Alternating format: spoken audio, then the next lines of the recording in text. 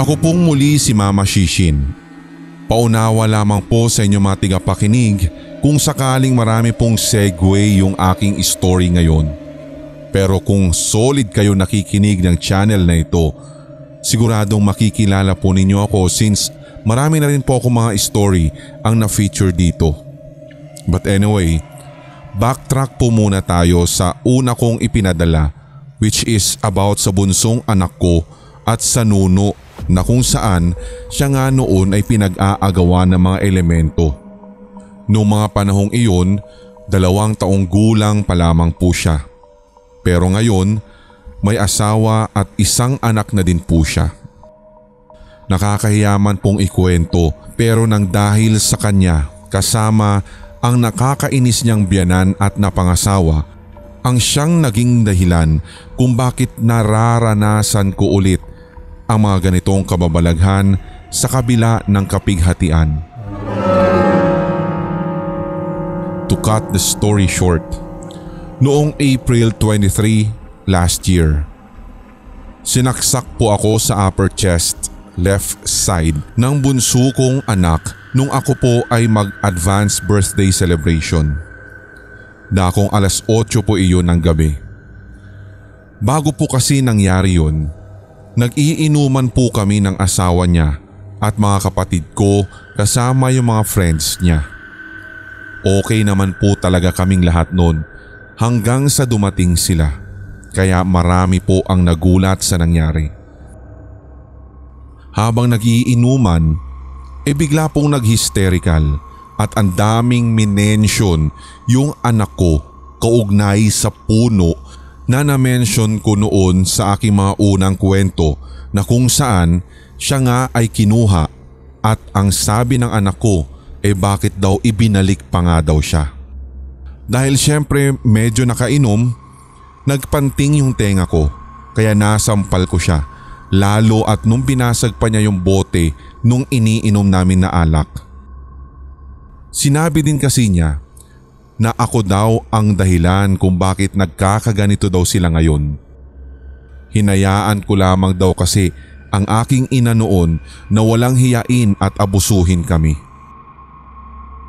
Pagkasampal ko, agad ay dinuro ko siya at sinabi ko na wala siyang karapatan na bastusin ang magulang ko. Kahit ano paman at kahit gaano kasama ang nagawa niya, wala siyang karapatan na pagsalitaan ng magulang ko na ganun. Kaya pinilit ko po siya na ipasok sa loob ng bahay at doon ko siya kinausap. Doon ngay kung ano-ano na ang kanya pinagsasasabi. Malahugot kumbaga. Ang dami pala niyang kinikimkim. Ang ending, sinabi ko na lang sa kanya na magpahinga na muna siya. So akala ko ay magiging okay na ang lahat dahil bigla naman na siyang pumikit. Akala ko ay nagpahinga na. So dahil ganun nga yung nakita ko, ay umalis na ako doon sa bahay. Lumabas na ako upang sana'y balikan yung mga kasama kong nag-iinuman pero nagsialisa na pala sila. So nakita ko yung iba pang mga kasama namin na nagyoyosi at sila na lamang ang aking niyaya para tapusin ang aming inuman. Bigla na lamang pong lumabas yung anak ko. Akala ko nga noon ay hinampas lang niya ako sa dibdib. Sabay sabing, "Ma, I love you."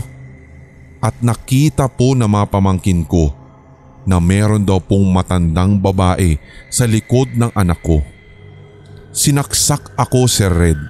Kaya po gayon na lamang ang kanilang iyakan at nagtatatakbo para humingi ng tulong. Saka ko lamang po napagtanto na nasaksak ako nang meron po akong nakapa na umaagos na pulang likido sa aking dibdib. Kapag binabalikan ko nga ang karanasan kong ito, natatawa na lang ako kasi ako po yung nasaksak pero ang lahat ng nasa paligid ko ang siyang natataranta.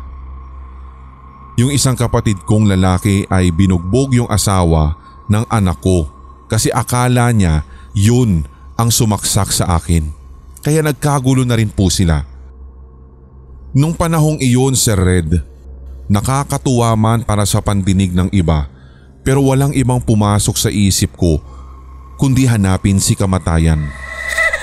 Iniisip ko na baka pag nakita ko siya somewhere, totoo nga, nakatapusan ko na. Kaso wala akong nakita. Ang nakikita ko lamang ay yung lahat na mga kasama ko kanina na natataranta na at maging yung paglapit na mga kapitbahay namin na usisero. Kung hindi ko pa nga sinabi sa kanila na humingi na ng tulong o tumawag ng kahit na anong ambulansya, dun pa lamang po magkakaroon ng presence of mind ang lahat. Hanggang sa lumipas ang 1 taon. Until now, wala akong nadinig sa anak ko or sa side ng manugang ko. Nagtataka lang ako kasi imbes na magbabati-bati kami, wala po talagang ni hi ni hoy na nangyari. As in parang wala lang sa kanila yung nangyari. Kami nga ng biyenan niya na kung ako yun, gagawa ko ng paraan para magsipag-ayos ang lahat. Kaso imbes na ganun nga ang gawin, Sir Red, ay nabalitaan ko na lang na minadali ang pagpapakasal sa anak ko sa anak niya.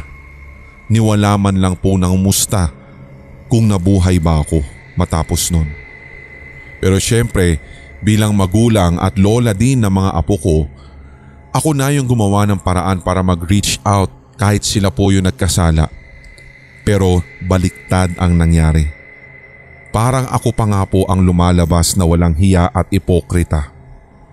So sinabi ko na lang na alang-alang sa Panginoon at sa anak ko na sumaksak sa akin, sinabi ko na lang na hahayaan ko na lang.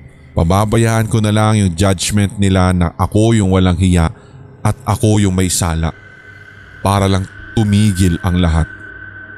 Natatandaan ko rin tuloy, Sir Red, na bago talaga mangyari ang pagkakagalit-galit namin, may mga pagkakataon din na nagkakasakit yung apo ko kaya ako yung dumadalaw. Naramdaman ko rin kasi na parang ginagambala yung bata. Nung dinadasalan ko ay umuokay naman. Hanggang sa sinabihan ko yung biyenan ng aking anak na, "Oy bruha, sabihan mo nga yung alaga mo dyan sa likod na wag kakantiin ng apo ko at meron talaga siyang kalalagyan." At biglang nagulat at nanlaki ang mga mata niya sa akin. Ang nangyari, Sir Red, ay ngumiti siya at hinampas pa ako sa balikat. Ang sabi pa niya, "Hayaan mo. Sasabihan ko na lang na bantayan at laruin lang yung apo natin." At sabi ko pa nga, "Aba, bakit mo naman sasabihin yan? Dyan ka nagsisimula yan sa palaro-laro hanggat sa mangugustuhan na siyang tangayin yung bata." So pag-uwi ko po nung araw na iyon sa amin sa Marikina, 3 days na sobrang sumakit yung ulo ko. Nag-BP ako kahit alam ko namang hindi ako high blood. Nagtaka ako dahil sobrang taas. Nagduda ako nang hindi mawala-wala at bumababa yung BP ko kahit humapdi na ang lalamunan at dila ko sa kakanguya sa hilaw na bawang. So ako po, bilang magtatawas din, ay ako na po ang gumawa ng paraan para magtawas sa sarili ko. Nasagi bigla sa isipan ko yung paghampas sa balikat ko nung balae kong walang hiya din. So umokay na po ako afterwards. And then after few weeks, kung ano-anong bangungot na ang inaabot ko. Mabuti na lang po at nagigising ko talaga ang sarili ko. Kung ano-ano pa ang mga pangyayari na naganap sa akin, Sir Red, katulad ng mga una kong na-send na story sa inyo. Hanggang sa mag-start ang 2023. Para bang pakiramdam ko, lagi akong inaatake ng anxiety at depression. Basta kung ano-anong bulong yung nadidinig ko. Kaya ang sabi ko sa anak kong panganay, ihanap niya ako ng libangan. Kaya dun po kami nag-ampo ng tuta. Pinangalanan ko po itong Dambu. Okay na po ang lahat kasi talagang napapasaya ako ni Dambu. 3 days pa lang sa akin yung tuta, biglang nagkasakit kahit nasa loob lamang ng bahay.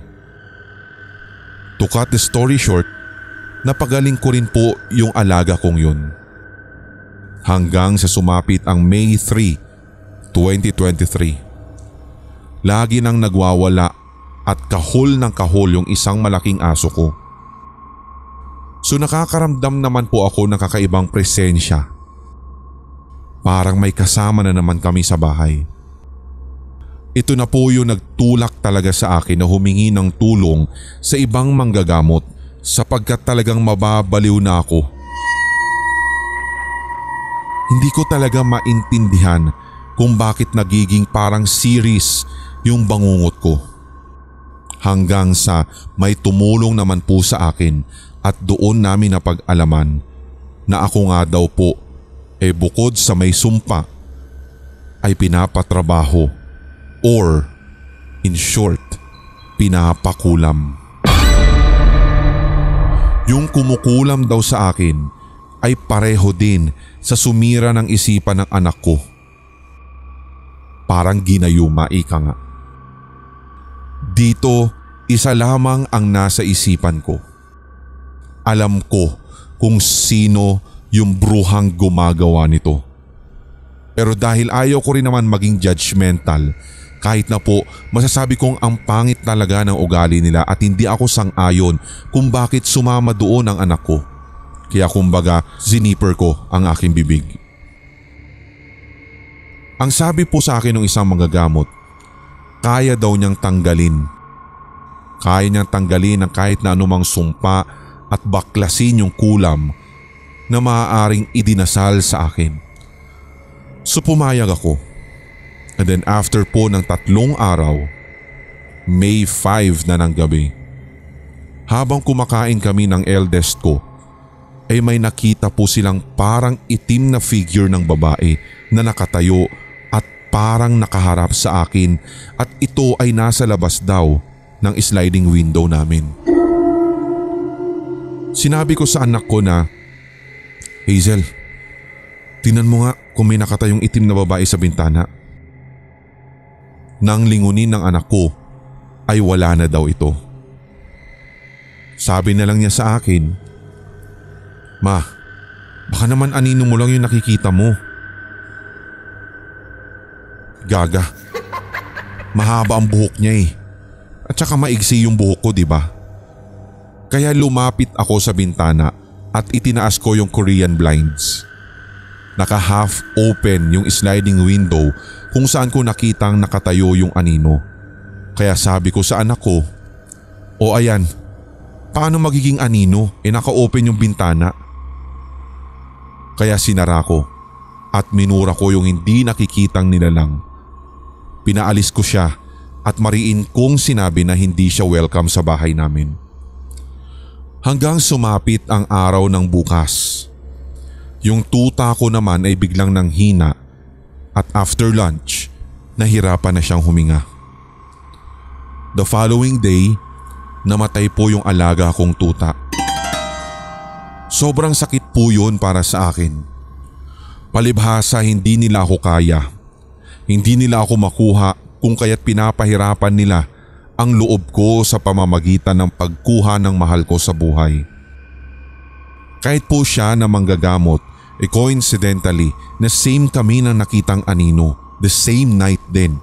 Tapos siya naman, yung tiyuhin naman po niya ang namatay. Kaya sinabihan ako kung papayag ba ako na parusahan daw namin yung gumagawa sa akin nun kasi mas malaking perwisyo pa daw ang gagawin nito sa akin at talagang hindi daw ito titigil hanggat hindi ako napapatay. Nagkataon lang na sinalo ako ng tuta ko kaya ako ang nakaligtas. Kahit papaano naman Sir Red, sa konsensya ko ay hindi ako pumayag. Sabi ko ay wag dahil magkakasala lang din siya. Pabayaan na lamang yung Diyos na siyang magparusa sa kanila. And then after a week na namatay yung tuta kong si Dambo, nag-ampon po ulit ako ng 2 tuta. Parehong lalaki. Sina Mikoy at si Pogi. Mga 3 days pa lang po yung 2 tuta ay napapansin ko at ng eldest ko na merong tumutulak o nanunusok sa mga tuta kasi one time na nakaupo lang yung isa bigla itong sumusubasob tapos lumingon. Sa likod pa niya mismo tumitingin na animoy meron talagang gumawa. Ganon din na nangyari sa isa pang tuta. Naoobserbahan po namin. Dalawa na yung kainan na hinahainan namin para sa dalawang tuta at hindi nila ginagalaw yung isa. Bali halinhinan po silang magkapatid doon sa iisang bowl. Kahit nga po i-guide ko na yung isa para doon siya kumain sa kanyang kainan, ayaw po talaga niyang galawin. Kaya doon ako nag-doubt. Baka nandito yung namatay kong tuta at nagbabantay din sa amin. So nagtawas ako ulit at may nakita po ako na babae na may hawak na parang asong hindi naman kagandahan yung itsura. Naisip ko na naman talaga yung balai ko, Sir Red. Sabi ko, hindi talaga ako tinitigilan nito. Kaya nag-check po ako ng Facebook. Doon nga ay may nakita po ako na parang naghihiling sa pamamagitan ng social media. Agad ay naramdaman ko naman na good aura siya, kaya nagpa-consult po ako doon. And then ayun nga, same ang resulta. Parehong pareho sa unang manggagamot na tinap ko. Ang malupit, yun palang nanunulak sa dalawang tuta ko ay yung sigbi na ipinadala sa bahay ko para bantayan ako, hindi para sa ikabubuti kundi para sa ikapapanganib ko at lahat ng nagpapasaya sa akin. Muli nga po ay humingi ako ng tulong and sa aking parte, kailangan ko daw po na magtirik as in daily ng kandila. Sasabayan ko ng dasal at insenso lalo na kapag gabi. Kapag maliligo daw po ako, dapat kong haluan ng asin yung huling banlaw bilang proteksyon ko daw po. Pinayuhan din ako na maglagay ng bawang sa ilalim ng unan ko at walis tingting sa pintuan ng room ko at sa main door. Laking pasasalamat ko naman at nakakatulog na rin ako ng maayos at talagang agad-agad. Pero recently, lagi ko pong nararamdaman na may humahawak o nasandig sa binti ko. Pag ganun po, agad ay pinapadyak ko lang yung aking binti, sabay dasal sa aking isipan.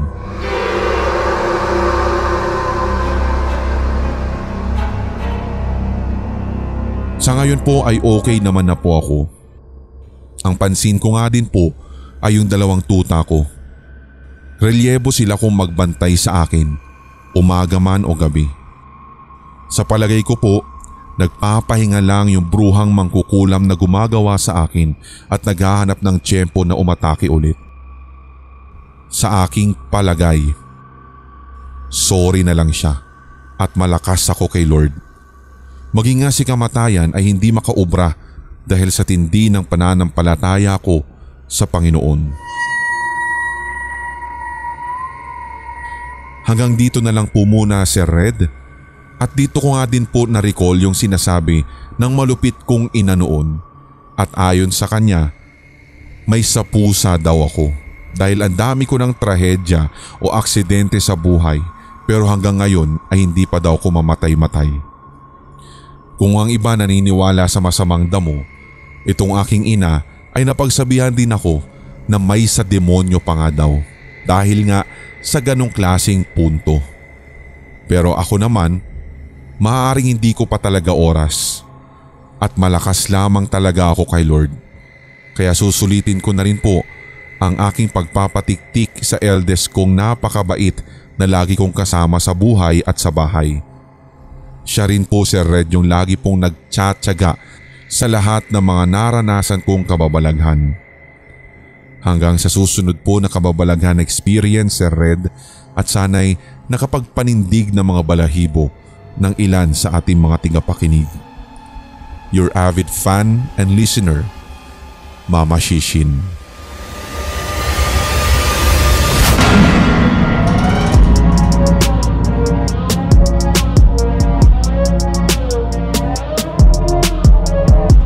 nagustuhan mo ang kwentong katatakutan na ito, hit like, leave a comment, at i-share ang ating episode sa inyong social media. Suportahan ang ating writer sa pamamagitan ng pag-follow sa kanyang social media. Check the links sa description section. Don't forget to hit that subscribe button at ang notification bell for more Tagalog horror stories, series, and new segments. Suportahan din ang ating mga brother channels, ang Sindak Short Stories for more one-shot Tagalog horrors. Gayon din ang Hilakbot Haunted History for a weekly dose of strange facts and hunting histories. Hanggang sa susunod na kwentuhan, maraming salamat mga Solid HTV Positive!